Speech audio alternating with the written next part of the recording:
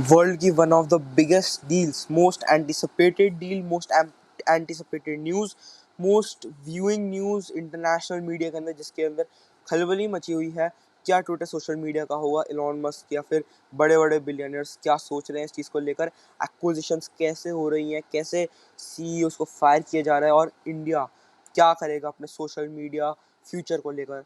इस वीडियो के अंदर हम इसके ऊपर बात करने वाले हैं, तो बने रहिए वीडियो के अंदर। नमस्कार दोस्तों, स्वागत है आपका भगवा के अंदर। और पहले हमने इसके ऊपर एक वीडियो बनाई हुई थी कि एक्विजिशंस और डील्स क्यों नहीं पूरी हो पाती हैं, क्या प्रॉब्लम्स आ जाती हैं, क्योंकि पास्ट में ऐसा हो चुका है। बाद में इलॉन मस्क की तरफ से बहुत सारे ट्वीट्स आते रहते हैं, अनप्रिडिक्टेबल होते हैं, और कुछ ऑलमोस्ट मेरे को ऐसा लगता है कि यूजलेस होते हैं, बिकॉज वो एक बहुत ज़्यादा डाइवर्ट करने की कोशिश की जाती है उन ट्वीट्स के अंदर कि जो चीज़ें चल रही हैं उससे ध्यान हट जाए, और कुछ ऐसी बातें जो ज़्यादातर प्रैक्टिकल ही नहीं है। तो एक्स ऐप के बारे में बात की गई, फिर उसके बाद ट्विटर को, जो इलॉन मस्क को स्यू कर दिया गया कि ट्विटर के ऊपर गलत तरीके से उसके स्टॉक्स को मैनिपुलेशन करने के जो चार्जेस लगाए गए, वो भी बात थी। फिर उसके बाद 46 बिलियन डॉलर्स की जो डील थी, अप्रॉक्सीमेटली लाइक 44 बिलियन की थी, तो उसके बाद क्या रहा इसका। तो मंडे को ये अपडेट आ गई थी कि फ्राइडे तक डील पक्की हो जाएगी, एंड फ्राइडे को यस, कल ये डील जो है फाइनली क्लोज हो चुकी है। इलॉन मस्क ने 46 बिलियन डॉलर्स के अंदर ट्विटर को अकेले पूरी तरह से टेक ओवर कर लिया है, एक्वायर कर लिया है।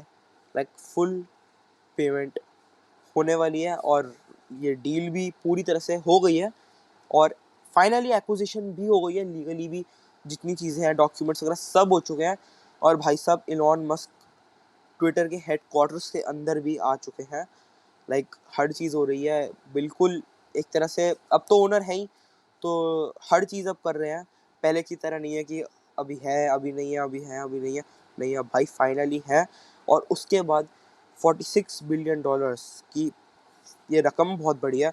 तो बहुत सारे फाइनेंशियल एनालिस्ट्स या फिर जो फाइनेंस फील्ड में काम कर रहे हैं, या फिर बाकी जितनी भी मीडिया है, वो ये भी कह रही थी कि भाई इतनी बड़ी फंडिंग जो है 46 बिलियन डॉलर्स इन इक्विटी, तो ऑलमोस्ट 44 बिलियन जो पे कर रहे थे, ये 44 बिलियन डॉलर की जो डील है, इतना ज़्यादा जो अमाउंट है वो आ ही नहीं सकता कम टाइम में।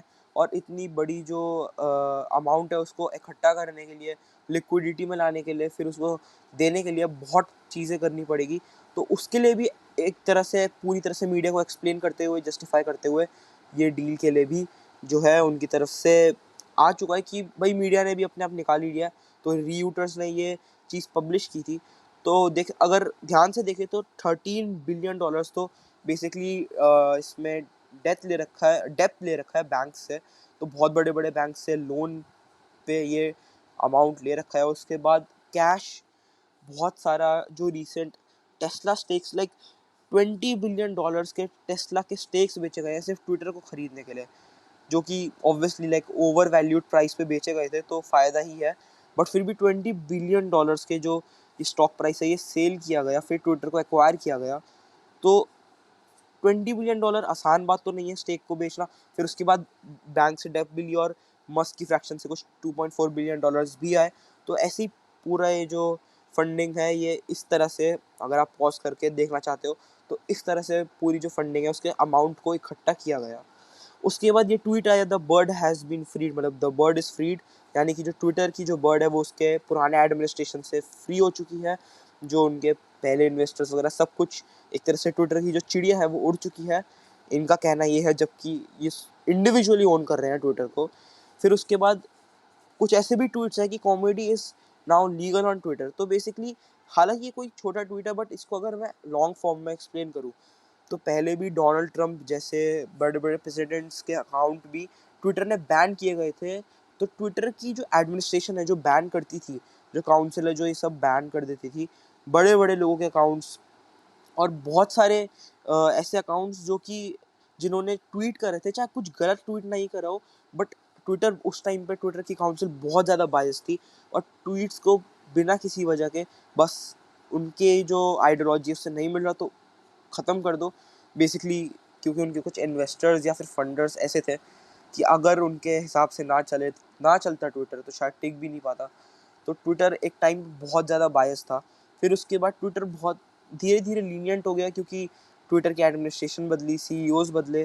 तो ट्विटर को ये समझ में आएगा कि अगर हम चाहते हैं, क्योंकि एक टाइम पे ट्विटर का ऐसा भी था कि ट्विटर के इंडिया वर्जन के ऊपर, जो ट्विटर इंडिया में रीजन है, उसी के अंदर ये ट्वीट ट्रेंड कर रहा था कि बैन ट्विटर इन इंडिया। तो ऐसी हालात आ गए थे ट्विटर के, तो ट्विटर को समझ में आ गया था कि ये बायसनेस जो अब है वो नहीं चलेगी, हमें लेफ्ट सिर्फ एक ही आइडियोलॉजी को फॉलो नहीं करना है और नहीं उड़ाना है। फिर लीनियंट होते चले गए। फिर उसके बाद जब से इलॉन मस्क की चीज़ आई तो एडमिनिस्ट्रेशन बहुत लीनियंट हो गई, अकाउंट्स को बिल्कुल बैन करना बंद कर दिया, हर चीज़ की एक्सप्लेनेशन भी देने लगे, क्योंकि उन्हें डर था कि अगर वो कुछ भी ऐसा गलत करेंगे, क्योंकि पहले तो करते ही थे एक तरह से गुंडागर्दी, हर चीज़ को उड़ा देना, और लोगों को अपने जो विचार है, बेसिकली जो इंडियंस हैं उनको तो अपने विचार बिल्कुल रखने ही ना देना, तो वो तो करते ही थे। तो लोग बोलते कि भाई, लोगों को फिर यही लगता है कि अब ट्विटर एडमिनिस्ट्रेशन से भरोसा लोगों का उठ गया था, तो इलॉन मस्क की जो डील है वो ऑब्वियसली अपने आप जस्टिफाई हो जाती अगर ये लीनियंसी नहीं करते, अगर ये बंद नहीं करते अकाउंट छुड़ाना। तो इन्होंने बंद कर दिया। इलॉन मस्क की वजह से भी एक इम्पैक्ट तो पड़ता ही है, बिकॉज प्रेशर आ जाता है। इसके बाद जो ट्वीट था, इसके बाद इससे पहले जो ट्वीट कुछ किए गए थे, डियर ट्विटर एडवर्टाइजर्स, तो बेसिकली 3 पेज के बहुत बड़े ट्वीट्स थे, ये भी मैं एक्सप्लेन कर देता हूँ। तो अब इस वाले सेगमेंट में मैं ये एक्सप्लेन करूँगा कि बेसिकली इलॉन मस्क ट्विटर से फाइनेंशियली क्या चाह रहे हैं। देखो, एंड रिजल्ट और कंक्लूजन जो गोल है, वो इलॉन मस्क की डील्स का कोई भी कुछ नहीं कह सकता, क्योंकि ये बहुत कंट्रोवर्शियल भी हो जाता है और अनप्रिडिक्टेबल चीज़ है। ये वो क्या क्या सोच रहे हैं, क्या चाह रहे हैं, बहुत अनप्रिडिक्टेबल है, बहुत ही ज़्यादा अनएक्सपेक्टेड चीज़ें होती हैं।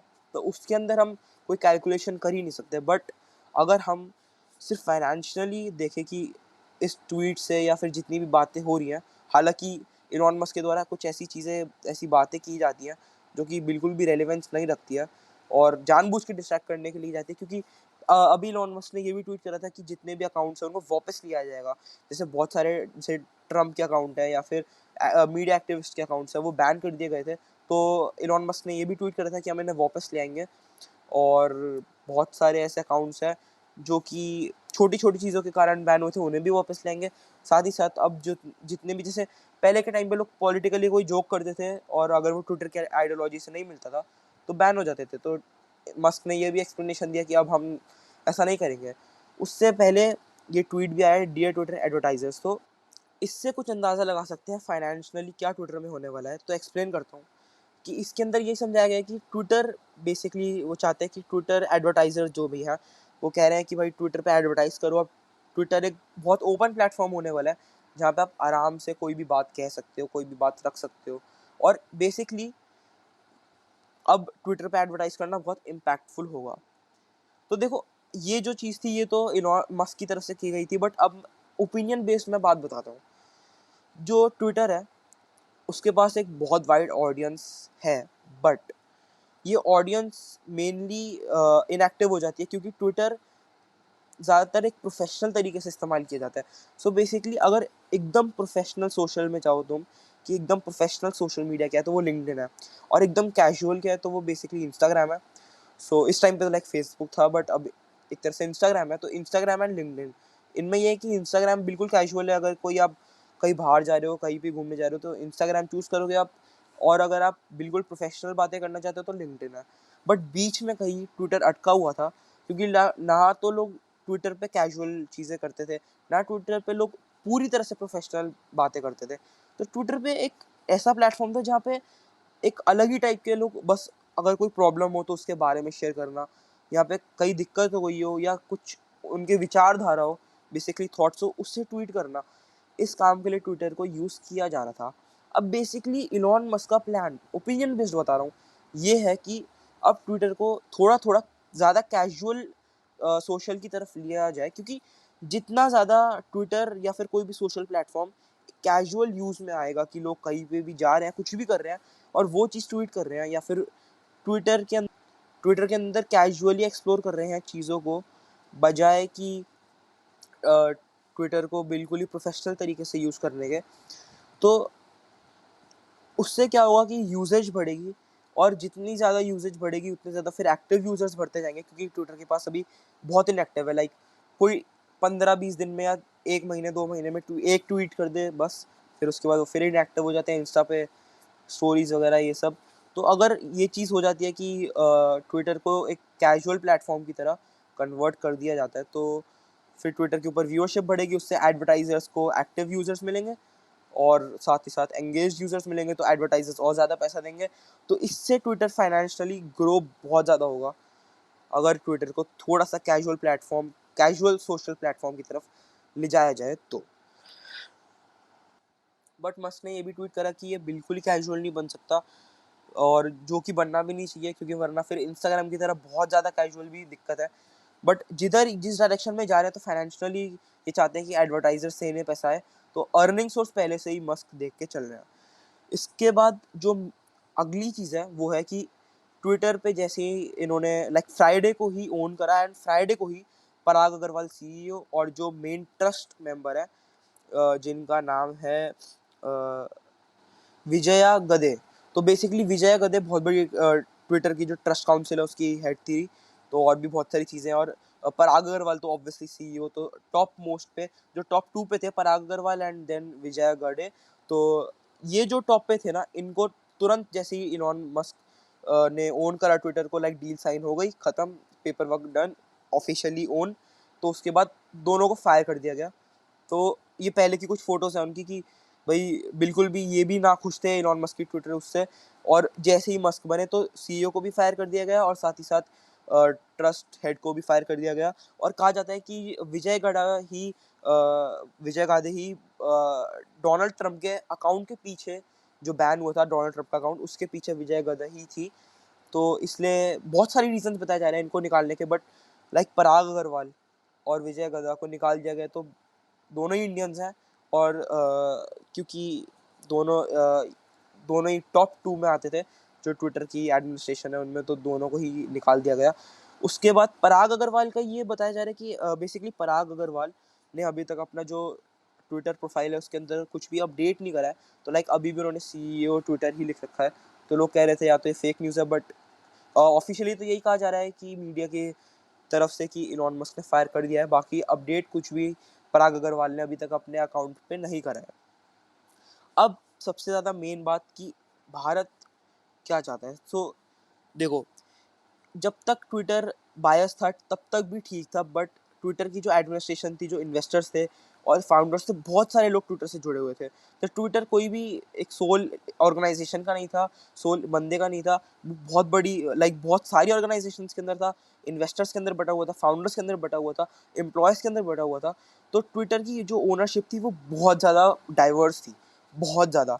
इसलिए जो जितने भी इंडियन आप देखोगे, जितने भी बड़े बड़े इंडियन ऑफिसेज हैं, बड़े बड़े इंडियन लीडर्स हैं, जितने बड़े स्टार्स, सब कुछ, हर कोई ट्विटर पे है। चाहे कोई कंपनी है उसका ऑफिशियल ब्रांड ट्विटर पे है, कोई गवर्नमेंट की कोई भी कंपनी है, गवर्नमेंट की कोई भी ब्रांच है, हर चीज़ का ट्विटर पे है, क्योंकि ट्विटर पे आप सपोर्ट प्रोवाइड करते हो, ट्विटर पे बातें सुनने के लिए, हर चीज़ के लिए ट्विटर पे लोग हैं। बट एक प्लेटफॉर्म जब एक इंडिविजुअल जने के द्वारा रूल किया जाता है, या फिर इंडिविजुअली कोई जना एक प्लेटफॉर्म को ओन कर लेता है ना, तो उसके बाद बहुत ज़्यादा ट्रस्ट इशू हो जाता है।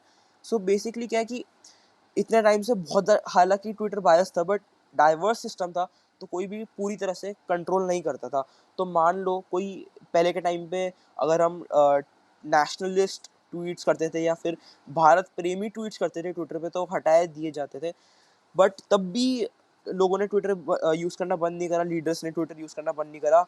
हर कोई ट्विटर यूज़ कर रहा था, क्योंकि ट्विटर का जो ओनरशिप लेवल है, ओनिंग जो चीज़ है, वो पूरी बहुत डाइवर्स थी, क्योंकि हर कोई उसे बहुत लोग ओन कर रहे थे और बहुत चीज़ों में बटा हुआ था। तो रिस्क नहीं था कि कोई भी भाई आपको ही टारगेट करके, बिल्कुल वैसे हो रहा था ये कि टारगेट करके हटाया जा रहा था, बट ऐसा रिस्क नहीं था कि मान लो कल को कोई बहुत बड़ी अनाउंसमेंट की गई और फिर ट्विटर को पसंद नहीं आई तो उन्होंने हटा दी, क्योंकि ऐसा कर नहीं सकते। फिर उन्हें ऑडियंस को भी जवाब देना है कि कुछ भी एकदम नहीं हटा सकते, बट साइलेंटली तो वो करते ही थे।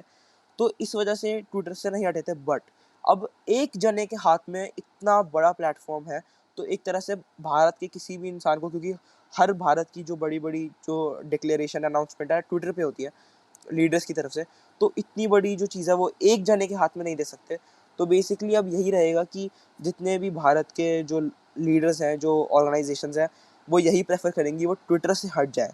अब वैसे मैं आपके लिए बहुत शॉकिंग होगी, बट ये ओपिनियन बेस्ड बात है मेरी, मैं नहीं कह रहा कि ऐसा होगा ही होगा, बट ओपिनियनेटेडली ये बात है कि अब लोग कोशिश करेंगे, जितनी गवर्नमेंट ऑर्गेनाइजेशंस हैं और जितने भी सेंट्रल गवर्नमेंट में जो है, चाहे प्राइम मिनिस्टर्स हो गए, होम मिनिस्टर्स, अब वो कोशिश करेंगे कि वो ट्विटर से हट के ऑल्टरनेटिव प्लेटफॉर्म जैसे कू है, लाइक फॉर एग्जांपल, क्योंकि अभी तक ट्विटर के बाद कू है, नंबर 1 प्लेटफॉर्म है ट्विटर की तरह ही है, तो उस पे भी बहुत सारे लीडर्स हैं, तो हो सकता है उस पे शिफ्ट हो जाए या फिर कोई और प्लेटफॉर्म पे शिफ्ट हो जाए, बट इतना है कि आने वाले टाइम में, ओपिनियनेटेड बता रहा हूँ, अब गवर्नमेंट भरोसा नहीं करेगी ट्विटर पे, और हो सकता है ट्विटर आगे जाके, गॉड नोज, ऐसा हो सकता है कि बैन भी कर दे, क्योंकि इलॉन मस्क का जो बैकग्राउंड है ना, और जो जो बातें वो बोलते हैं, वो बहुत ही अलग तरीके की होती है, तो इस वजह से इंडिविजुअली वो ओन कर रहे हैं, तो ऑर्गेनाइजेशन अब ज़्यादा टाइम तक ट्विटर पे टिकेंगी नहीं, और इतने बड़े बड़े लीडर्स, बिजनेसमैन ट्विटर पे शायद ही रहेंगे।